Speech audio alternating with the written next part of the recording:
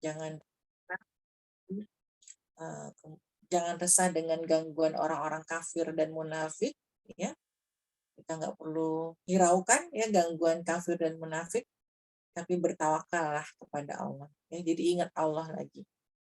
Ingat Allah terus dan terus ya dalam segala hal, kapanpun. Dan insya Allah itu akan bisa lebih menjaga diri kita ya dari gangguan syaitan ya, baik dari jenis jin dan manusia. Saya mohon maaf kalau ada salah dan kekurangan. Billahi taufiq wal hidayah. Assalamualaikum warahmatullahi wabarakatuh. Waalaikumsalam warahmatullahi wabarakatuh. Masya Allah. Jazakumullah khairan katsir kepada Umi Sarah SAG MPD. Alhamdulillah. Semoga apa-apa yang beliau sampaikan banyak memberikan kita hikmah ya, banyak memberikan kita insight-insight yang baru untuk menjalani kehidupan kita di dunia. Masya Allah ya. Insya Allah untuk zikir yang paling mudah sekali dan mudah diterima oleh Allah, salawat mungkin ya Mia.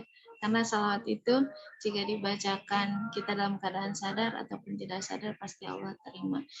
Dibacakan dalam keadaan ria ataupun tidak ria, salawat itu pasti Allah terima dan Allah balas salawat itu. Kalau dibalas dengan makhluk biasa, kita biasa mungkin ya satu dibalas satu sama gitu ya. Tapi kalau dibalasnya oleh Allah langsung mungkin untuk kitanya perubahannya itu luar biasa sekali gitu ya. Dan tadi juga zikir istighfar ya, karena kita bukan makhluk yang bersih ya, kita banyak dosa dan mungkin dosa-dosa kita banyak menghalangi rahmat Allah yang akan turun kepada kita gitu ya. Dengan dosa-dosa kita mungkin Allah akan mengabulkan doa-doa kita. Allah itu sudah memberikan rahmat yang banyak kepada kita tapi terhalang oleh dosa-dosa kita, jadi tidak sampai ke kita, dibersihkan dengan istighfar ya. Baik, tafadhol kepada benda-benda yang ingin bertanya kepada Umi, baik yang sesuai tema ataupun luar tema, persilahkan.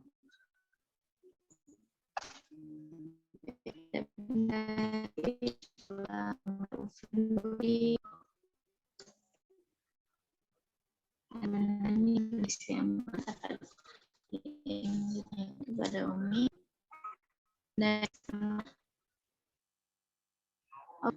terputus ya Bun ya.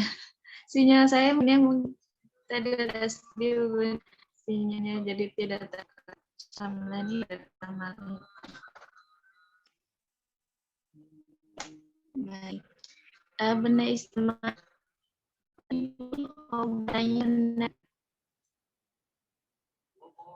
boleh lewat chat ya, mungkin kalau tidak kondisi sinyalnya kurang bagus. Baik, Umi, saya pernah ditanya Mi, tapi belum belum punya jawabannya gitu ya sama seseorang. Pertanyaannya seperti ini Mi, kan Allah itu maha kuasa katanya. Allah itu bisa apapun, maksudnya Allah maha segalanya, maha apapun gitu ya. Allah bisa, mungkin kenapa Allah menggunakan malaikat gitu untuk menjalankan sebagian tugasnya, contohnya mencatat amal, memberikan rezeki, mencabut nyawa, padahal maksudnya Allah itu kan mampu gitu ya, tanpa malaikat itu pun mampu. Kenapa ada malaikat gitu untuk menjalankan sebagian tugas-tugas yang Allah perintahkan kepada malaikat, padahal Allah mampu gitu dengan sendirinya melakukan tugas-tugas tersebut gitu Mi. Ya, Masya Allah ya. Pertanyaannya susah nih Ustazah. Iya, saya juga pasti tanya begitu. Insya Allah nanti cari jawaban dulu. Khawatir salah jawab. Betul ya. Jadi pernah ada ini di tafsirnya ada. Ya, mungkin nanti bisa baca lebih lanjut juga ya. Umi juga khawatirnya salah ya. Tapi kalau begitu sama nanti pertanyaannya gitu kan, kenapa Allah menciptakan manusia, kenapa Allah menciptakan binatang, kenapa Allah menciptakan dan sebagainya gitu. Jadi Allah itu menciptakan makhluk gitu kan, malaikat juga makhluk ya. Malaikat mereka untuk bersujud ya kepada Allah. Bagaimana Allah juga menciptakan manusia Tugas kita juga adalah beribadah kepada Allah gitu. Tapi kalau ditanya apakah Allah butuh disembah? Apakah Allah itu butuh dipuji? Kan gitu, ya. Kan enggak gitu kan. Kalau Allah apa namanya? Kalau kita mau menyembah Allah itu keuntungannya untuk kita sendiri kan. Kalau kita nggak mau menyembah Allah ya udah kerugiannya juga untuk kita sendiri. Nah, Allah menciptakan perangkat-perangkatnya semua ya. Jadi Allah menciptakan ada manusia, ada malaikat, ada jin gitu kan. Allah menciptakan semuanya. Kalau Allah menciptakan manusia ya yang bisa salah, bisa dosa, tapi bisa istighfar juga. Allah menciptakan iblis gitu ya, yang akhirnya kemudian udahlah gitu ya, dia calon penghuni neraka gitu kan. Lalu Allah juga menciptakan malaikat gitu kan, di mana malaikat itu tugasnya dia punya tugas-tugas gitu. Nah, dan malaikat ini ya mereka salah satu tugas malaikat itu adalah menolong manusia gitu, ya kan, melalui perantaraan malaikat ini pertolongan Allah itu datang gitu. Ya, tapi kalau ditanya ya Allah, jadi hanya Allah berarti nggak ada malaikat gitu ya. Jadi hanya Allah, manusia dan iblis gitu. Ya. Ya, itu semua itu Allah ciptakan itu Robbana ma khalaqta hadza batila ya. Semua itu Allah ciptakan. Ada malaikat, ada jin ya, ada manusia ya. Dan semuanya itu punya tugas masing-masing gitu. Punya karakter masing-masing dan punya tugas masing-masing ya. Jadi pertanyaannya tuh sama dengan kenapa nyuruh manusia ibadah gitu. Kenapa nyuruh ya gitu ya. Jadi ya Allah menciptakan semuanya gitu. Ya bukannya eh, bukannya apa ya, bukannya Allah menciptakan malaikat bukan untuk jadi membantunya gitu ya, tapi Allah menciptakan malaikat untuk taat ya, untuk taat. Dan memang malaikat itu semuanya taat ya, nggak ada mereka di ini kan tuh memang mereka diciptakan itu untuk taat kepada Allah gitu, bukan kelemahan Allah gitu ya, Allah lemah gitu, bukan ya. Jadi itu ya, mungkin ada lagi yang lainnya mau menambahkan, silakan. Baik, kepada Dani, Bunda Istiama, Kanita, Bunda Ufi. Emang agak bingung nih, saya juga jawabnya. Khawatir Itu salah. ada di kalau kita baca di buku tafsir itu pernah baca gitu ya, ada kajiannya Ustazah, nanti bisa cari lagi mungkin di kitab-kitab tafsir ya. Baik nih, jazakumullah khairan kasih. Umi boleh satu lagi nih tentang tadi yang anak-anak mondok ya.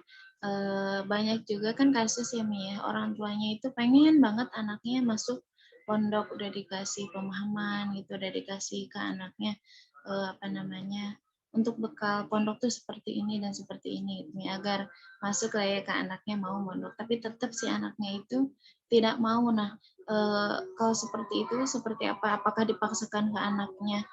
Biarin aja nanti belajar di sana, dipaksa dulu di awal gitu Mi, atau kita mengikuti kemauan anak baiknya gitu. Cara ininya bagaimana gitu. Ya, ini walau alam ya. Kalau Umi jadi tergantung kondisinya memang. Semuanya ada plus minusnya ya Ustazah ya. Tapi kalau memaksakan itu memang kurang baik ya. Jadi gini, misalnya gini, kadang orang tua menganggap bahwa pondok itu adalah solusi dari pendidikan, ya. Satu-satunya solusi dari pendidikan kan itu yang menjadi salah ya.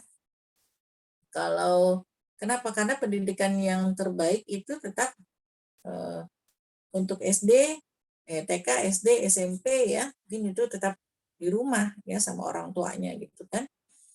Jadi kalau kita bisa membentuk lingkungan itu di rumah itu tetap lebih baik gitu ya, tetap lebih baik kita bisa memberikan pendidikan di rumahnya gitu kan.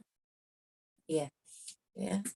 Kita bisa menjadikan pesantren di rumah ya, menghidupkan pesantren di rumah ya. Dan memang itu tidak mudah gitu kan. Itulah perjuangannya orang tua gitu kan. Kadang orang tua pengen praktisnya aja gitu kan. Udah pesantrenin aja gitu kan. Itu namanya praktisnya kan. Berarti dia nggak mau repot ngedidik anaknya gitu. Ya, nauzubillah min zalik gitu. Kalau alasannya itu. Karena kan di pesantren tidak menjamin juga gitu. Tidak menjamin juga ya. Kalau memang anak itu betul-betul memang dia kemauan sendiri kita dukung gitu karena ya apalagi sekarang ya kita lihat dengan apa namanya perubahan pola asuh, pola psikologi anak-anak gitu kan, remaja ya, dan kemudian juga dengan banyaknya LGBT gitu kan ya. Eh, Maka tadi ya mungkin perlu perlu eh, apa ya, kita perlu dikaji lagi ya. Pesantren pesantren eh, juga mungkin nggak semuanya standarnya sama kan, nggak semua pesantren itu bagus dan nggak semua pesantren itu jelek juga gitu kan. Kalau mereka sudah punya sistem yang bagus, sarana prasarana yang bagus yang mendukung, SDM-nya juga bagus, ya insya Allah luarannya juga akan bagus gitu ya. Tapi ada juga pesantren-pesantren yang di apa namanya eh, seadanya gitu ya, pengelolaannya juga masih belum baik gitu kan, kemudian juga apa namanya ya masih SDM-nya juga masih kurang gitu kan ya. Nah itu sehingga anak-anak pesantrennya jadi terlantar gitu kan. Nah itu kan tidak bisa jadi jaminan juga gitu. Maka selagi orang tua masih bisa mendidik anaknya di rumah dengan pendidikan yang baik gitu kan, kenapa harus di pesantren gitu kan. Apalagi mohon maaf kalau misalnya sampai ngutang-ngutang, pinjam sana sini gitu ya untuk mengusahakan anak di pesantren ya, atau misalnya sampai nunggak ke pesantren nggak bayar-bayar gitu kan. Sebenarnya dia nggak mampu gitu kan ke pesantren, tapi dia akhirnya jadi nggak bayar-bayar karena nggak punya ini, malah jadi beban di pesantren kan. Kita khawatir itu ilmunya juga nggak berkah juga jadinya ya.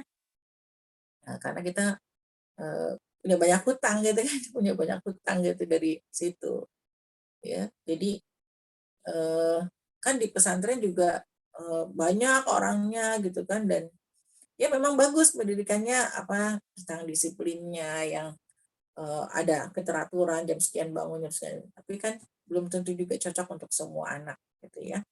Kalau kalau saya sih ya itu kan ada plus minusnya kembali lagi gitu ya.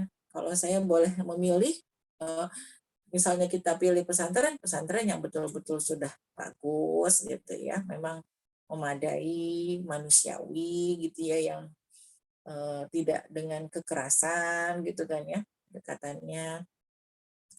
Kemudian ya karena saya juga dengar cerita-cerita yang lalu-lalu gitu kan, bagaimana di pesantren mereka diperlakukan gitu kan ya. Saya sampai terheran-heran juga gitu dengernya gitu kan, kok gitu sih gitu ya, mungkin ya. Allah alam ya, mungkin maksud pendidikannya itu biar terbiasa susah atau bagaimana gitu ya. Tapi eh, setiap orang punya ini sendiri ya. Kalau saya pribadi, saya lebih saya berprinsip ketika kita ingin seseorang itu baik, maka kita juga harus memperlakukannya dengan baik ya, agar dia bisa belajar kebaikan dari kita gitu ya. Bagaimana mungkin kita mengajarkan kebaikan tapi dengan cara yang tidak baik gitu kan misalnya. Ya kan, jadi tentunya kita akan sulit dia. Bagaimana sih definisi kebaikan yang nanti begitu kan? Definisi kebaikannya bingung karena antara yang dicontohkan dengan yang disampaikan berbeda kan gitu. Ya, tapi kalau misalnya kita ingin anak-anak itu baik, maka kita juga harus memperlakukan mereka dengan baik ya, agar mereka juga tahu oh begini ya cara memperlakukan orang. oh begini ya caranya bersikap gitu. Mereka lebih ke contoh gitu ya. Ya gitu Ustazah, jadi ada plus minusnya tetap. Kalau yang bagus, yang berhasil juga banyak, yang nggak berhasil juga banyak gitu ya. Yang penting tadi ya tidak memaksakan kehendak orang tua kepada anak ya. Terus orang tua juga jangan memaksakan diri, jangan berpikir bahwa anak orang enaknya pesantren, anak saya mau di pesantrenin juga. Bukan begitu ya. Jadi pilihannya tidak seperti itu gitu. Ada kondisi-kondisi yang pertimbangannya juga harus matang dan harus tahu ya bagaimana kehidupan pesantren ya.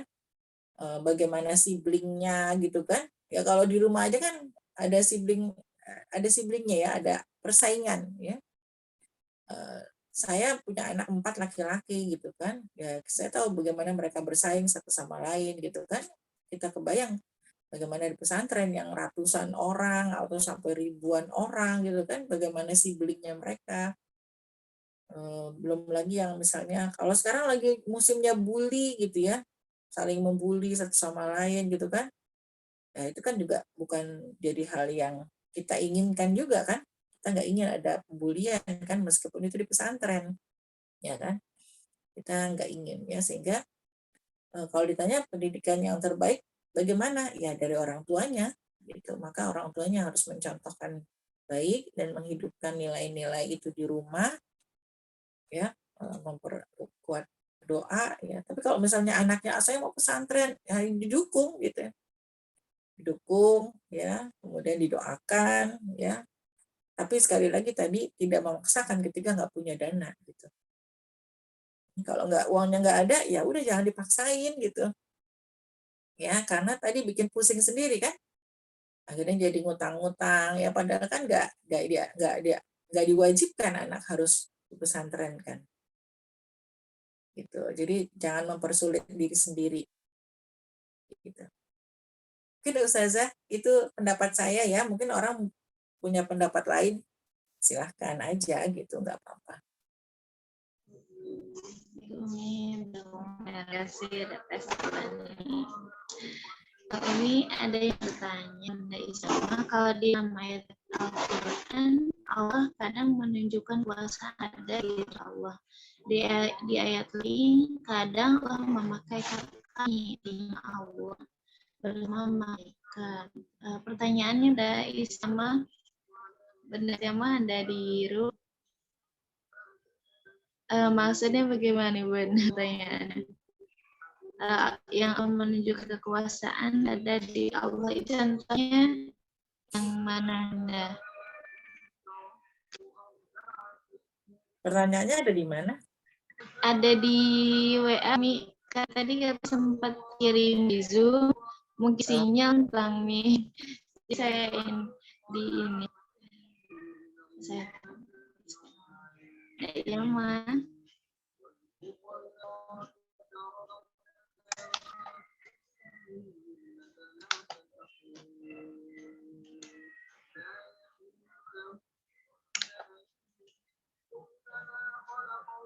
Pertanyaannya belum terlalu jelas ya. Itu ya, nahnu. Ini pertanyaan atau pernyataan Bu Istiamah? Pernyataan kayaknya ya. Iya Bu, saya belum pahami pertanyaan Bunda Istiamahnya sebelah mana. Bunda Istiamah sudah bisa Zoom-nya? Nah, kita lewat chat boleh? Kalau yang bawahnya yang saya pahami apa namanya, Allah memakai kata kami, Allah itu yang Ya, ya dan memakai jamak di Al-Quran ya. Ya, jadi kan kadang Allah mengatakan dirinya Allah ya, tapi seringkali nahnu gitu kan, menggunakan nahnu ya, kami gitu kan, ya itu kan apa namanya. Nah itu juga ada beberapa tafsirnya tuh di Al-Quran gitu ya. Jadi salah satunya itu adalah yang tadi Ibunda Istiamah katakan ya, Allah bersama malaikat gitu, nahnu jadinya.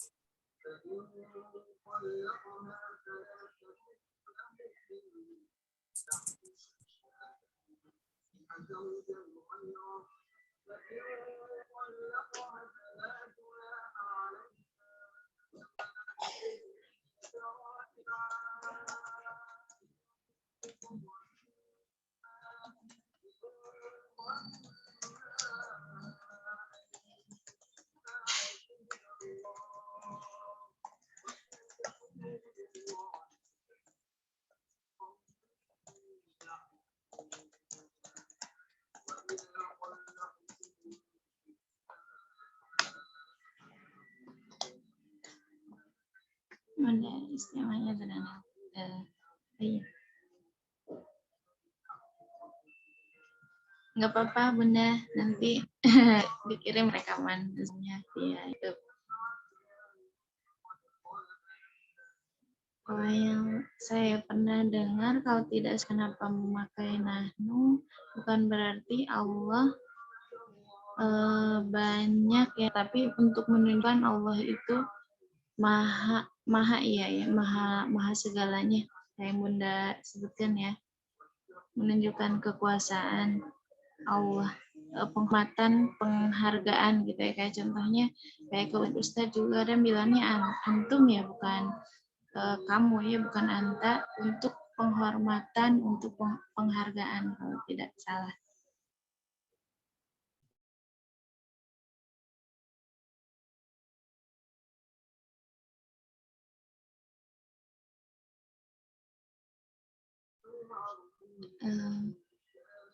Iya. Ya, jadi kalau dalam bahasa Arab itu yang besar, saya baca lagi ya. Saya pernah dapat ini kajiannya, tapi saya takut salah, takut lupa gitu.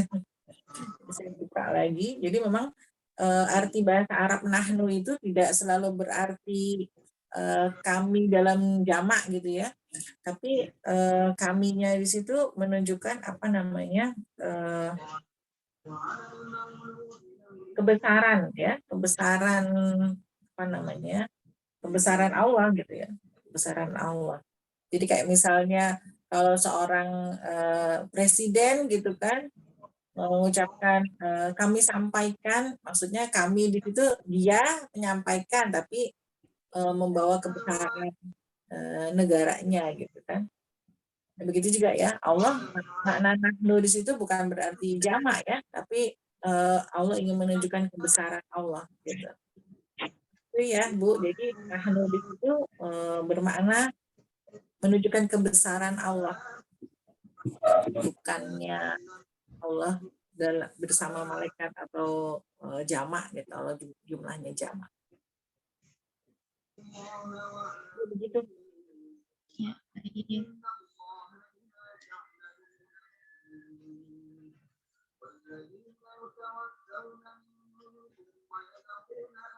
Iya, iya. Ya, baik. Jadi untuk menunjukkan kekuasaan Allah ya, betapa besar dari yang memakai, jadi mulai ke tanah seperti yang tadi Umi ini seperti presiden ya, jadi bukan berarti presidennya banyak, tapi membawa kebesaran negaranya gitu. Baik, semoga terjawab ya Bunda Isma.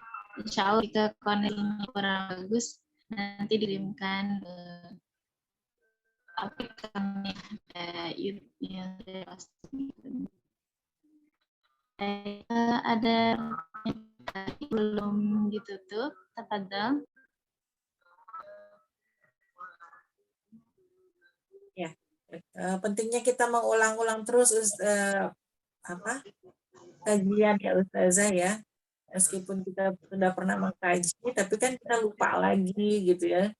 Tapi kita kaji lagi, kita gabung komunitas lagi. Jadi jangan pernah merasa cukup ya dengan ilmu yang sudah kita dapatkan ya, sebagaimana para sahabat juga dulu ketika mendengar ayat itu kayak baru ya, padahal udah pernah kok kayak baru ya begitu. Jadi kita juga seperti itu ya. Kadang satu ayat di momen yang berbeda itu akan memberikan makna yang berbeda gitu. Ya, oleh karena itu kita terus mengulang-ulang. Jadi target kita adalah tetap bersama Al-Quran, bukan hanya pada jumlah banyaknya ya, seberapa banyak hafalan yang sudah kita miliki, seberapa banyak bacaan yang sudah kita bacakan, seberapa banyak ayat yang sudah kita tadaburi, tidak, tapi kita ulang lagi, dan kita nggak akan pernah bosan ya, insya Allah. Dalam rangka tadi kita zikrullah, dan zikir yang terbaik adalah kita Al-Quran ya.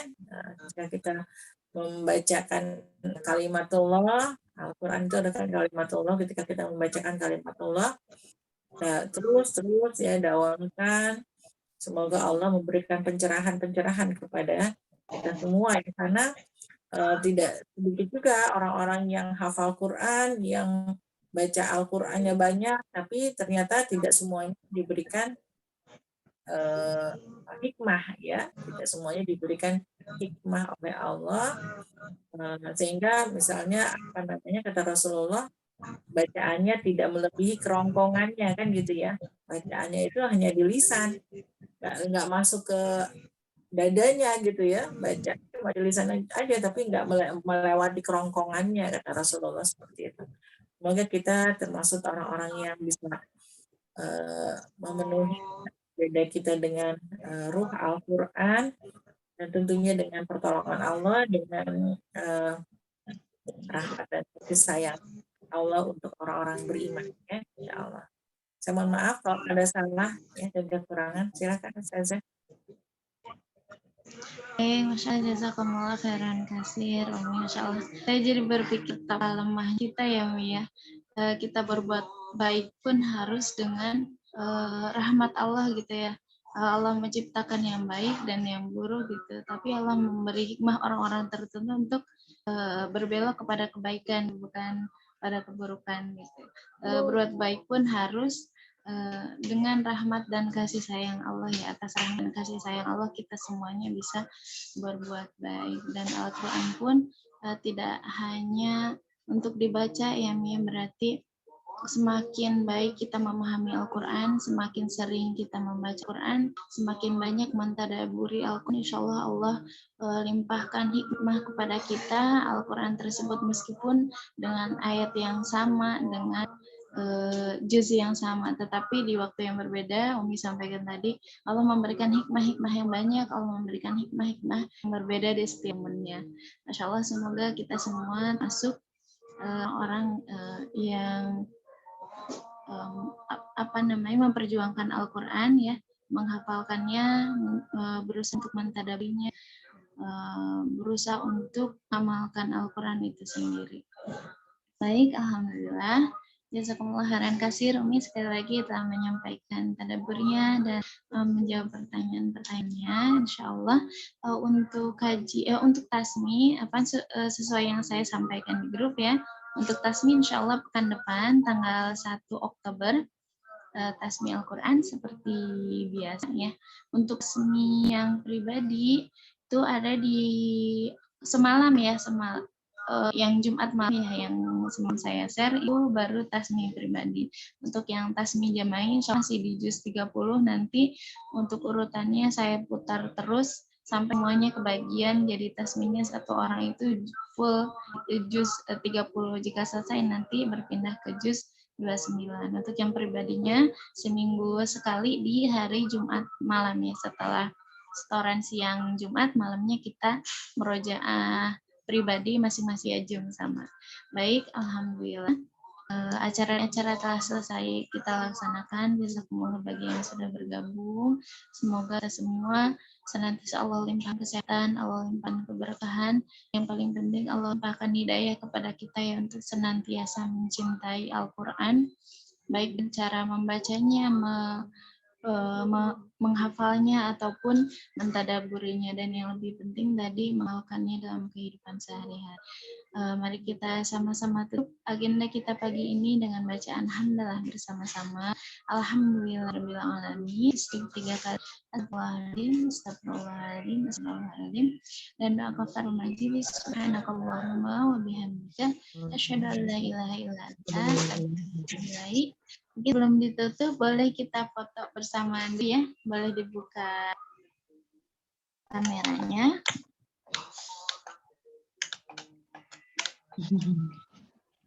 Masya Allah, Mbak Wolfi ya lagi nyusun tes, semoga lancar, Mbak. Insya Allah. Baik, Kanita, boleh minta tolong pakai laptop tidak ya Kak ya? Baik, sedang tidak tempat ya, datang. Saya coba ya. Apa nih tadi tidak terekam sebagian karena apa namanya